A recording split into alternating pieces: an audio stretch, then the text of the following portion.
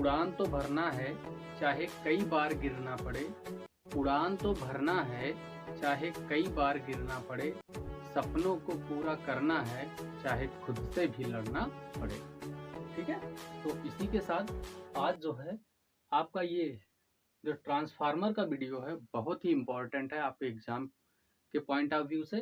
तो देखिए ट्रांसफार्मर जो है बच्चे समझ नहीं पाते हैं, तो चलिए ट्रांसफार्मर से कुछ रिलेटेड जो है इसमें युक्तियां जो है दी गई हैं आपकी, समझते हैं क्या है कि ट्रांसफार्मर। ट्रांसफार्मर एक्चुअली में आपका जो होता है इसका ट्रांसफार्मर का काम आप लोग देखते हैं गांव में भी, सभी के गांव में जो है ट्रांसफार्मर लगा होगा। ठीक है क्या वो कि यह वैद्युत का एक ऐसा साधन है जिसके द्वारा वोल्टता को कम या ज्यादा, मतलब वोल्टेज को बढ़ाया भी जा सकता है और वोल्टेज को कम भी किया जा सकता है। ठीक है, तो इसका सिद्धांत, किस सिद्धांत पे आपका ट्रांसफार्मर कार्य करता है? ट्रांसफार्मर जो होता है वो अन्योन प्रेरण के सिद्धांत पे क्या होता है, कार्य करता है। किसके? अन्योन। अन्योन का मतलब अन्योन, एक के कारण दूसरे में अगर क्या हो प्रेरित विद्युत वाहक बल उत्पन्न हो तो वही प्रेरण क्या आपका, क्या अन्योन प्रेरण। ठीक है, तो ट्रांसफार्मर अन्योन प्रेरण के सिद्धांत पर कार्य करता है और यह प्रत्यावर्ती वोल्टता के लिए ही कार्य करता है। किसके लिए? सिर्फ प्रत्यावर्ती वोल्टता अर्थात प्रत्यावर्ती धारा के लिए काम करेगा, ये दिष्ट धारा के लिए काम नहीं करता। ठीक, देखिए इसका प्रकार जो है, हम प्रकार देखेंगे क्या है प्रकार, कि यह कितने प्रकार का है? दो प्रकार का। कितने प्रकार का? दो प्रकार का। पहला दिया है अपचायी ट्रांसफार्मर। अपचायी का काम है कि उच्च प्रत्यावर्ती वोल्टता को किसमें बदलना? निम्न प्रत्यावर्ती वोल्टता में बदलने का काम करता है। ठीक है, उच्च प्रत्यावर्ती वोल्टता को निम्न प्रत्यावर्ती वोल्टता में बदलता है, ये हो गया। और जो आपका उच्चाई ट्रांसफार्मर है, कौन सा? उच्चाई। उच्चाई ट्रांसफार्मर में निम्न प्रत्यावर्ती वोल्टता को ये बदलता है किसमें? उच्च प्रत्यावर्ती वोल्टता में। कैसे पहचानेंगे? अगर कहा जाए कि आप पहचानिए कि कौन सा आपका अपचाई ट्रांसफार्मर है और कौन सा उपचाई ट्रांसफार्मर। ठीक है, तो इसमें क्या है कि अपचाई ट्रांसफार्मर जो है इसमें अगर इसको पहचानना है तो यहाँ पे क्या हो जाएगा? NS नंबर आप क्या हो जाएगा? P। प्राथमिक कुंडली में फेरों की संख्या is greater than number of second. ठीक, इस प्रकार से मतलब अगर फेरों की संख्या क्या है, फेरों की संख्या प्राथमिक कुंडली में ज्यादा है तो कौन सा ट्रांसफर होगा, ट्रांसफार्मर होगा आपका? कौन सा होगा बताइए? अपचाई। तो यहाँ पर देखिए प्राथमिक कुंडली में फेरों की संख्या, यही जो लपेटे गए हैं फेरों की संख्या क्या है? ज्यादा है, और द्वितीयक में क्या है? कम है। तो ये कौन सा ट्रांसफार्मर हुआ? अपचाई ट्रांसफार्मर हो गया। कौन सा? अपचाई। ठीक, दूसरा उच्चाई क्या होता है कि यदि जो है फेरों की संख्या क्या हो, नंबर ऑफ क्या हो? सेकेंडरी फेरों की संख्या is greater than number of primary. ठीक है, द्वितीय कुंडली में फेरों की संख्या क्या है? प्राथमिक से ज्यादा है, तो कौन सा ट्रांसफार्मर होगा? उच्चाई ट्रांसफार्मर होगा।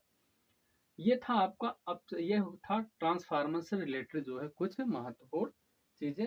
और अब क्या देखेंगे? इस ट्रांसफार्मर की बनावट को, है ना। अब हम लोग सीखेंगे क्या? ट्रांसफार्मर की। तो देखिए जो है ट्रांसफार्मर की बनावट कैसे की गई है। बनावट, मिलावट नहीं, क्या चीज? बनावट। बनावट में क्या क्या बनाया गया है? एक आपका जो है पटलित क्रोड लगाया गया है। तो बनावट में पहला चीज क्या प्रयोग में लाया गया है? पटलित क्रोड। पटलित क्रोड मतलब लोहे की बहुत पतली पतली चट्टियां लगाई जाती हैं। ठीक है, पटलित क्रोड। दूसरा बनावट में प्रयोग में लाया गया है, आप यहाँ देख रहे हैं क्या? प्राथमिक कुंडली, है ना, प्राथमिक कुंडली। और एक है आपका तीसरा वाला, क्या है? द्वितीयक। कौन सा है? द्वितीयक। ये दिया गया है आपका द्वितीय कुंडली का। ठीक, ये द्वितीय कुंडली, पटलित क्रोड और क्या लगाए गए हैं? प्राथमिक जो है कुंडली। ये इतनी चीज मिला के आपका क्या किया गया है? ट्रांसफार्मर का निर्माण किया गया। अब समझेंगे हम लोग ट्रांसफार्मर की क्रिया विधि। क्या चीज? ट्रांसफार्मर की क्रिया विधि। ट्रांसफार्मर कैसे कार्य करता है, इसकी क्रिया विधि क्या है। ठीक है, तो क्या होता है कि अगर देखें तो ये होता है कि आपका प्रेरित विद्युत वाहक बल क्या है कि प्रेरित विद्युत वाहक बल आपका वही होता है ना कि अगर जो है किसी परिपथ से बद्ध चुंबकीय फ्लक्स में परिवर्तन किया जाता है तो उसमें क्या होता है, एक प्रेरित विद्युत वाहक बल उत्पन्न हो जाता है। किसके नियम के अनुसार? फैराडे के नियम के अनुसार। ठीक है, तो फैराडे के नियम के अनुसार क्या हो जाएगा कि प्राथमिक कुंडली में क्या हो जाएगा, प्राथमिक कुंडली में प्राथमिक कुंडली में प्राथमिक कुंडली में प्रेरित विद्युत वाहक बल क्या होता है? ई। प्रेरित विद्युत वाहक बल किससे दिखाते हैं? ई। किसमें? प्राथमिक में, तो माइनस हो गया एन डेल्टा फाई बी बटे डेल्टा टी। ये हो गया समीकरण नंबर 1। ठीक, इसी प्रकार इसमें द्वितीयक में सेकेंडरी में हो जाएगा minus N delta phi B बटे डेल्टा टी। ये हो गया समीकरण नंबर 2। क्या कर दीजिए, 1 से 2 को 1 से डिवाइड कर दीजिए। समीकरण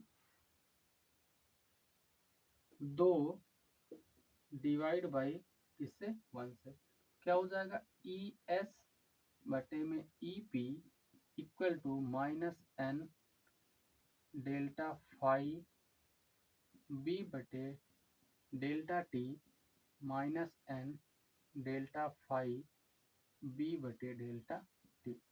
ये हो गया डेल्टा फाई बी कैंसिल।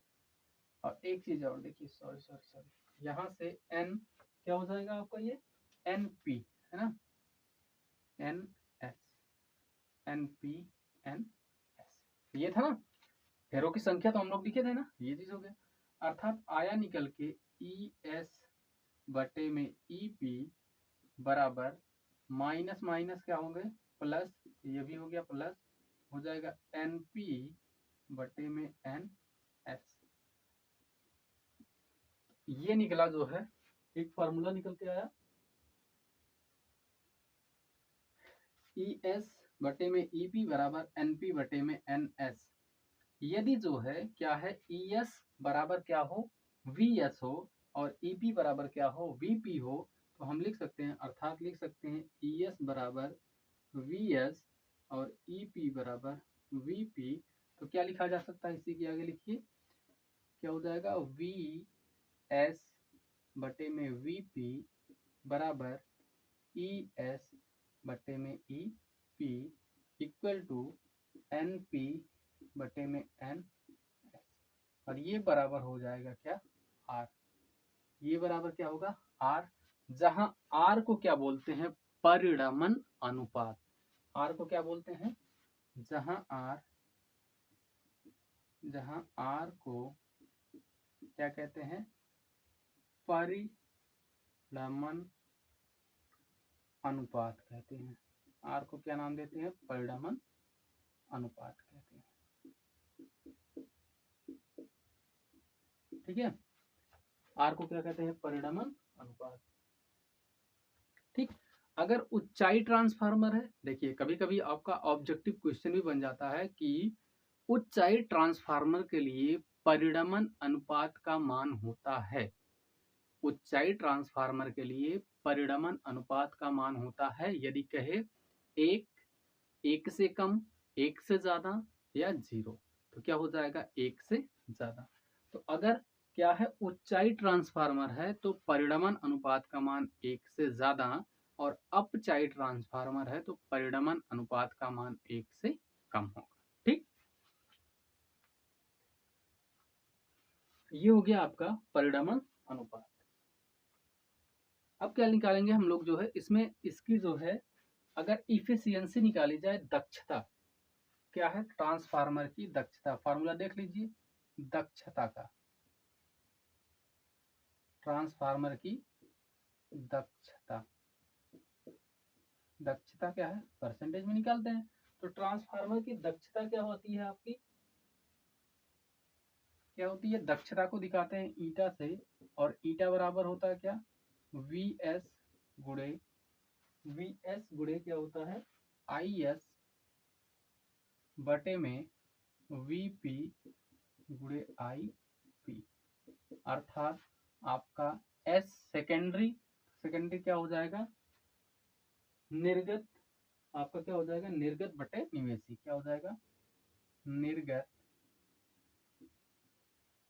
बटे, मतलब निर्गत शक्ति बटे में निवेशी शक्ति। ठीक है, यही है ट्रांसफार्मर की दक्षता का सूत्र। क्या हो जाएगा, वी एस मतलब सेकेंडरी, आपका जो है, जो सेकेंडरी है, द्वितीय कुंडली है उसका वोल्टेज, और आई एस द्वितीय कुंडली की धारा, वीपी प्राइमरी कुंडली का वोल्टेज, और आई पी क्या हो जाएगा आपका, आई पी प्राइमरी कुंडली का क्या, आपका जो है धारा हो जाएगा। ठीक है, बराबर निर्गत शक्ति, इसको कहते हैं ऊपर वाले को निर्गत शक्ति, और नीचे को कहते हैं निवेशी शक्ति। मतलब इसको नाम दिया जाता है इनपुट, और इसको कहा जाता है आउटपुट।